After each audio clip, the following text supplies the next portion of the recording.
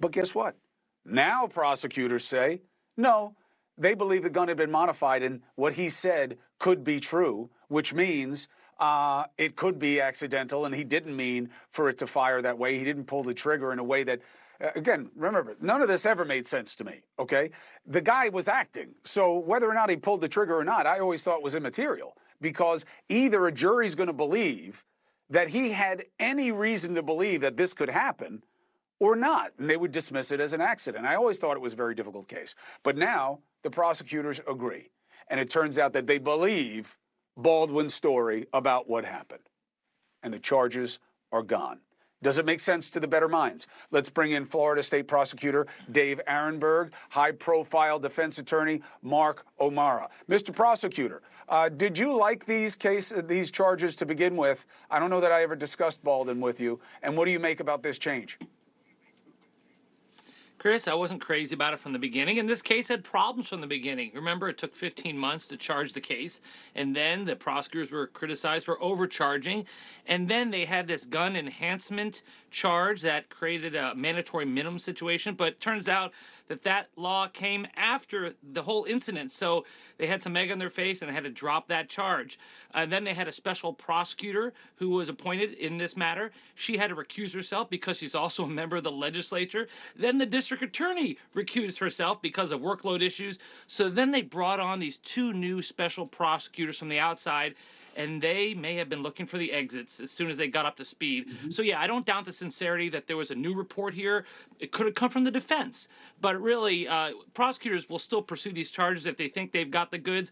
I think they knew this case was weak, and that was the one thing they hung their hat on that allowed them to drop the whole thing.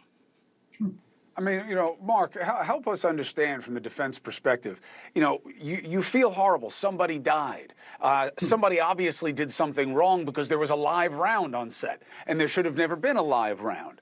And they want some satisfaction because of that.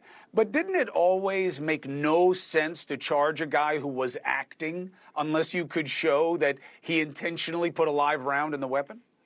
Exactly right. And as David lives with every day, prosecutors have an ongoing obligation to make sure that they only try a case that they think that they can prove to a jury.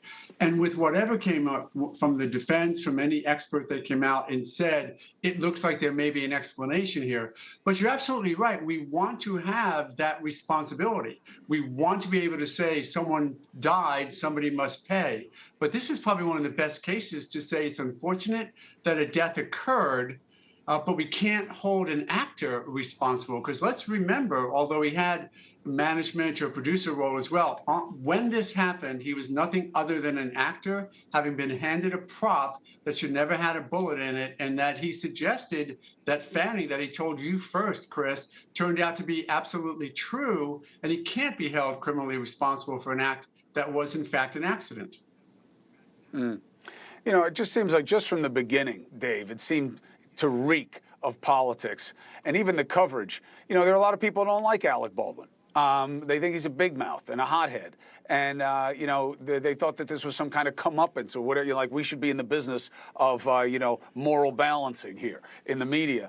But they charged him with an aggravated crime as well early on, the charge, because he used a weapon in commission of the crime. The weapon was the situation. It just seemed they were trying so hard to get him. And is it over once they drop this, or is there any chance that the investigation could be continued by somebody else? Well, the case will continue against the armorer. I've always thought that was the person who should have been charged from the beginning. Well, yeah. It's her role to make sure, that the gun is clear. I think the charges, although they could be brought back against Alec Baldwin, they won't be. I think this is it for him. As far as the politics, remember the special prosecutor I mentioned who also happened to be in the legislature? Well, she's a Republican legislator who actually emailed the district attorney and said, hey, can you publicize the fact that I'm on this case? It'll help me in my reelection, LOL. Yeah. It's hard to see that and not think there's some politics involved. So this whole case was seemingly doomed from the beginning. Hey, thank you for watching. Please go to newsnationnow.com, newsnationnow.com, and you can find NewsNation on your television provider. And don't forget to click the red subscribe button down below.